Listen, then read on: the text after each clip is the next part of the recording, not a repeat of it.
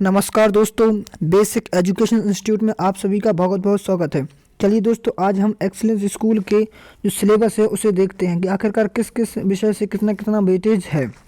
दोस्तों, अपना excellence school की जो चयन परीक्षा होती है उसमें जो हिंदी है वो 15 अंक की आती है और अंग्रेजी भी 15 अंक की, पर्यावरण 15 और जो सामान्य ज्ञान वो भी 15। यानी कि जो 4 सब्जेक्ट हैं ये 15-15 आने के, यानी ये 60 का वेटेज रखते हैं। और साथ में जो दो मेन सब्जेक्ट होते हैं विज्ञान एवं गणित, ये दोनों 20-20 मार्क्स के होते हैं। लेकिन एक समस्या आती है दोस्तों, आखिरकार इन्हें देखने के बाद भी लोग सबसे ज़्यादा मैक्सिमम जो डिपेंड होते हैं वो मैथमेटिक्स पर हो जाते हैं। सबसे ज़्यादा सोचते हैं कि मैथमेटिक्स नहीं बनेगा तो क्या। दोस्तों, एक्सीलेंस की जो परीक्षा है उसका जो आप कभी कट ऑफ देखेंगे। चलिए, इसके बाद चूंकि हम इसका कट ऑफ देख लेते हैं, फिर इसका हम एनालिसिस देखेंगे कि आखिरकार क्या इंपॉर्टेंट होता है इसकी निकालने के लिए। दोस्तों, जो है एक्सीलेंस स्कूल का ये कट ऑफ का है ना, तो इसे हम कट ऑफ को देख लेते हैं। ये कट ऑफ में क्या क्या चीज़ें हैं ना, तो आखिर किस जाति के लिए कितना कट ऑफ रहता है, इनको भी बहुत इंपॉर्टेंट इसमें देख लेते हैं। दोस्तों, जो जनरल वाले होते हैं ना, इन्हें 60+ चाहिए होता है ना। और यदि आप इसी में एक्सीलेंस एक मॉडल स्कूल भी इसी आजकल ये दोनों साथ में ही एक साथ कट ऑफ निकलता है। तो जो जनरल वाले वो 60+ चाहिए होती है और मॉडल वालों के लिए 55 में भी आपका सिलेक्शन हो जाएगा।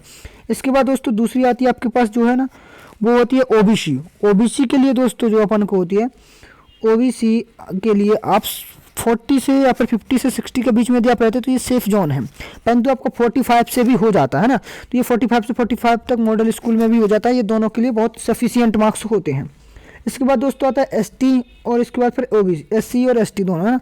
तो दोस्तों, एससी और एसटी के लिए चूँकि हमें पता है इनके कम मार्क्स होते हैं, परंतु फिर भी यदि आप 40+ हो जाते हैं तो आप चाहे एससी में हो या एसटी में हो, किसी भी दो में से किसी पर भी हो, आपका सिलेक्शन सुनिश्चित हो जाता है ना।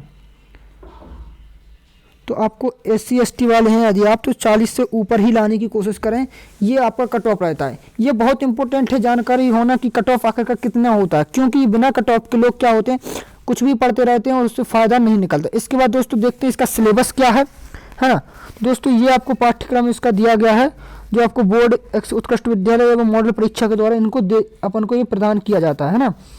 तो देखो, इसमें क्या जो सामान्य ज्ञान है इनने लिख रखा कि सामान्य ज्ञान में क्या क्या पढ़ना, जैसे कि समसामयिक की सामान्य ज्ञान जानकारी, खेलकूद पुरस्कार, मध्य प्रदेश की सामान्य जानकारी, कला संस्कृति एवं अन्य जनजातियाँ, ये सभी पढ़ने, परंतु इसमें से ज़्यादा नहीं आता दोस्तों। इसके बाद दोस्तों सबसे सरल है वो इन्वायरमेंट में पर्यावरण।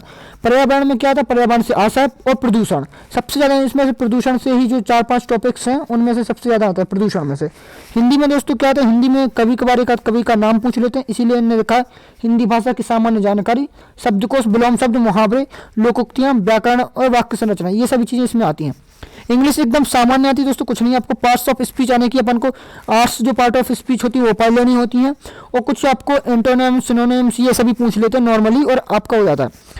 विज्ञान और आपकी क्लास 8th की ही आती है, जिसमें आपको ब्रह्मांड, वायुमंडल, परमाणु की संरचना, पदार्थों का रूपांतरण, ये सभी चीज़ें इसके अंदर आती है। ये आप सिलेबस में पढ़ लीजिए। इनके लिए क्या करेंगे दोस्तों, मैं आपको पिन कमेंट में यानी डिस्क्रिप्शन में आपको इन सभी की लिंक दे दूंगा। तो सबसे पहले उसे आप डाउनलोड करके देख लीजिए सिलेबस क्या है, इसके बाद ही तैयारी स्टार्ट करें। क्या होता है, कुछ लोग इसमें बिना सिलेबस देखे ही तैयारी करना चालू कर देते हैं। इससे क्या होता है, वो बाद में उनको पता पड़ता है जो हमने पढ़ा उसकी तो कोई ज़रूरत ही नहीं थी, है ना। इसके बाद दोस्तों मैथमेटिक्स में देखो, मैथमेटिक्स में वर्ग एवं वर्गमूल, घन घनमूल, परिमेय, घातांक, लाभानी, बट्टा, चक्रवृद्धि ब्याज, ये सभी चीज़ें आपको आती हैं। तो दोस्तों ये सिलेबस है, मैंने इस सिलेबस को भी क्या डिस्क्रिप्शन में आपको लिंक दे रही होगी, तो उसमें से आप लोग क्या है डाउनलोड करके आप देख सकते हैं ना। तो इससे आप डिस्क्रिप्शन से देख लीजिए कि आपको सिलेबस कौन सा है ना, ये इंपॉर्टेंट है। इसके बाद चलिए दोस्तों देखते हैं कि आखिरकार किस वजह से लोगों का सिलेक्शन एक्सीलेंस परीक्षा में नहीं हो पाता है।